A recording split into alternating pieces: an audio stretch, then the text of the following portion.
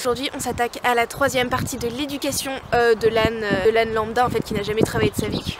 Alors maintenant que votre âne se laisse attraper au pré sans difficulté et qu'il accepte le licol sur sa tête, maintenant qu'il sait marcher en longe et qu'il cède facilement à la pression du licol, on va aborder aujourd'hui les sessions. Il y a 4 sessions que votre âne doit connaître pour qu'on puisse dire qu'il est éduqué, que vous avez le contrôle sur lui, que vous pouvez un peu le manipuler dans tous les sens que vous voulez. La première vous la connaissez déjà puisqu'il s'agit de céder aux pressions du licol, céder dans la nuque pour pouvoir avancer. Aujourd'hui on va donc s'occuper des 3 qui restent, c'est-à-dire déplacer les hanches, déplacer les épaules et se déplacer en reculant. Pour ce faire, comme pour les vidéos précédentes, je vous préconise d'utiliser un licol plat pour qu'il soit plus doux pour votre âne, du matériel qui puisse être abîmé sans que ça vous fasse trop de mal au cœur. Donc voilà, un vieux licol, une vieille longe toute pourrie. Et pour cette étape-là, on va également avoir besoin du stick. Donc pareil, n'utilisez pas votre beau stick à paillettes. Faites comme moi, prenez un stick tout pourri, votre tout premier stick qui est déjà à moitié mâché ou le bout est parti. De toute façon, quoi qu'il lui arrive, ça vous fera pas mal au cœur s'il est abîmé ou quoi que ce soit. Avant toute chose, il faut que votre âne soit parfaitement désensibilisé à votre main et au stick. C'est-à-dire que vous devez pouvoir le caresser absolument partout. Vous pouvez lui faire des gratouilles partout sur le corps, donc sur l'encolure, sur le bidou, sur les fesses. Il ne faut pas qu'il ait peur de votre main, il ne faut pas qu'il fuit votre main. Et après de même, il faut qu'il se laisse caresser de partout avec le stick, qu'il n'ait vraiment pas peur de cet objet, que ce soit juste une grande extension de votre main. En aucun cas le stick doit servir à frapper l'âne ou à lui faire peur ou à lui faire mal. C'est vraiment pas le but de cet outil. Son but c'est vraiment d'être une extension de votre bras, que ce soit un outil qui permette de faire passer les demandes et pas du tout un objet de punition ou quoi que ce soit. Une fois que votre âne est bien désensibilisé, qu'il se laisse caresser de partout, qu'il n'y a pas de souci, qu'il n'a peur ni de votre main ni de votre stick, on va pouvoir commencer avec la première session, qui est l'apprentissage de céder les hanches. C'est la plus évidente pour eux en fait, c'est la plus évidente à comprendre. Vous allez donc vous placer au niveau de ses hanches, le gratouiller, le caresser, et quand il sera immobile, que tout ira bien, vous allez doucement pousser ses hanches avec votre main, tout en plaçant un code vocal, comme à chaque fois, donc le mien c'est tourne. Donc des fois il faut vraiment pousser fort les premières fois. Par contre, dès qu'il va ne serait-ce que décaler son poids de l'autre côté, tout de suite vous enlevez votre main, vous relâchez, vous félicitez, vous gratouillez, vous montrez que c'est bien, c'est ça, c'est ce que vous voulez. Même une toute petite réponse au début, à chaque fois c'est vraiment pour leur montrer dans quelle direction il faut aller, pour leur montrer ce qu'il faut faire. Après, au fur et à mesure des séances, vous allez pouvoir être plus exigeant. S'ils ne comprennent pas, vous pouvez également l'aider un petit peu avec la longe, en incurvant doucement sa tête vers vous, pour que naturellement il ait envie d'éloigner ses fesses. Ça peut l'aider à comprendre la position dans laquelle vous voulez qu'il soit. Autre détail très important, faites bien cet exercice des 2 côtés. Donc bien sûr au début vous allez pouvoir demander plusieurs fois du même côté, mais dans ce cas là il va falloir demander également plusieurs fois de l'autre côté avant d'arrêter la séance. Et ça c'est très important tout simplement parce que les ânes comme les chevaux n'ont pas de notion de droite et gauche. Donc un exercice qu'ils vont comprendre dans un sens, ils vont pas forcément comprendre d'eux-mêmes que c'est exactement la même chose dans l'autre sens. Donc vous leur demandez 3 ou 4 fois à droite, puis 3 ou 4 fois à gauche, puis à nouveau 3 ou 4 fois à droite pour qu'ils comprennent que en soi c'est la même chose. C'est un truc auquel je n'avais pas du tout pensé avec Fanfan au début. Du coup je me suis retrouvée très vite avec un âne qui tournait très bien mais que d'un seul côté. Ça a du coup été très long d'apprendre dans l'autre sens que celui qu'il connaissait déjà. Donc vraiment dès le départ faites-le dans les 2 sens. Et une fois qu'il commence à vraiment bien répondre à votre main, à votre code vocal qui vous fait quelques pas sur le côté, vous allez pouvoir commencer à y aller au stick. Donc tout d'abord avec la poignée du stick qui est plus épaisse, donc forcément l'action va être plus franche, plus forte et elle va plus se rapprocher de celle que vous aviez avec votre main. Et après, une fois que ça sera acquis de ce côté là, vous allez pouvoir tenir votre stick en vrai, donc la poignée dans votre main et toucher simplement votre âne avec le petit bout du stick. La deuxième session que votre âne doit connaître, ça va être le reculer, donc céder vers l'arrière.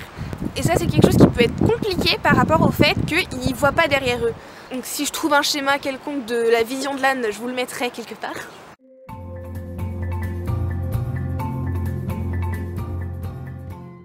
Je sais que Fanfan avait beaucoup de mal avec ça parce que du coup il savait pas s'il allait reculer dans une barrière ou s'il y avait quelque chose derrière lui. Du coup c'était très compliqué de faire confiance et d'accepter que si je lui dis qu'il faut reculer c'est que c'est bon, il n'y a pas de souci. Vous allez pousser au niveau du poitrail et donc pareil que pour les hanches, vous allez pousser jusqu'à ce que vous ayez ne serait-ce qu'un tout petit mouvement vers l'arrière. Déjà là pareil, vous relâchez tout, vous félicitez. Vous n'oubliez pas de placer votre code vocal aussi, c'est important. Donc les miens ils connaissent recul. Puis avec le code vocal, c'est ce qui vous permettra aussi plus tard d'intégrer d'autres codes pour le reculer, comme par exemple avec l'enfant les aspirations. Donc là en fait ça va être exactement pareil que pour les hanches, c'est-à-dire que petit à petit vous allez pouvoir être plus exigeant, demander un pas, 2 pas, etc. Et quand vous sentez que vraiment il cède bien à votre pression, et bien pareil, vous allez pouvoir commencer avec le manche de votre stick et après avec le petit bout. D'ailleurs, petite précision, si jamais lorsque vous passez d'une étape à une autre, donc c'est-à-dire de la main au manche du stick et du manche du stick au bout fin du stick, si jamais votre âne ne comprend pas, n'hésitez pas à revenir à l'étape précédente, donc à repasser avec votre main ou repasser avec le gros bout pour leur réexpliquer en fait, pour leur montrer que c'est toujours ça que vous leur demandez. Donc voilà, faut pas hésiter à revenir à l'étape précédente pour ensuite pouvoir évoluer beaucoup plus vite et beaucoup plus facilement, parce qu'il aura vraiment compris et intégré votre demande. Et ensuite la troisième session, qui est généralement la plus compliquée, ça va être le déplacement des épaules. Et si elle est plus compliquée que le déplacement des hanches et que même le reculé, qui pourtant comme je vous le disais tout à l'heure fait un peu peur parce que justement il ne voit pas, c'est pour une raison tout simplement physiologique. C'est-à-dire que vos grandes bébêtes à longues oreilles, ils ont naturellement plus de poids sur les antérieurs que sur les postérieurs. Et donc forcément, bouger les hanches ça va être facile, mais bouger les épaules, du coup ça leur demande un plus gros effort. C'est pour ça que c'est l'étape qui vient en troisième position seulement. Donc comment procéder? Il n'y a pas de secret, en fait c'est exactement pareil que pour les hanches. Vous allez tout simplement venir vous placer au niveau de son épaule, le pousser avec votre main jusqu'à ce qu'il déporte ne serait-ce que son poids ou qu'il fasse un tout pas et tout. Toujours en plaçant un code vocal et en félicitant bien, en relâchant tout dès qu'il vous fait quelque chose, dès qu'il vous propose un déplacement dans le bon sens. Pour les épaules, vous pouvez l'aider en l'incurvant du côté où vous n'êtes pas, soit en mettant des rênes sur l'hélicole comme ici, ou en passant votre longe de l'autre côté pour pouvoir lui demander une incurvation. Soit en rusant un peu, comme vous m'avez sûrement vu le faire dans plusieurs vidéos de séance, et en dirigeant son bout du nez avec une petite friandise.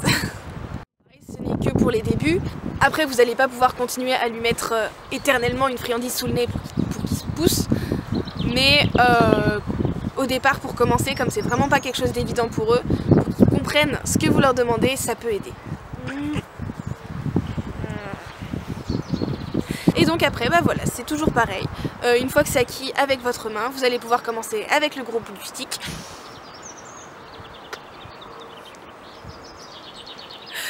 Puis avec le bout fin, toujours avec votre code vocal, toujours en récompensant bien, en félicitant, en ayant des ânes devant lui.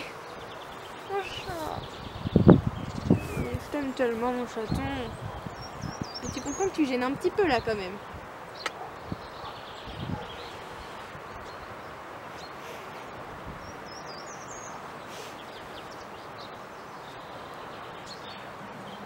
Et voilà, une fois que votre âne connaîtra ces 3 sessions, donc du coup 4 avec la session au licol et marcher en avant, et bien là on peut dire que...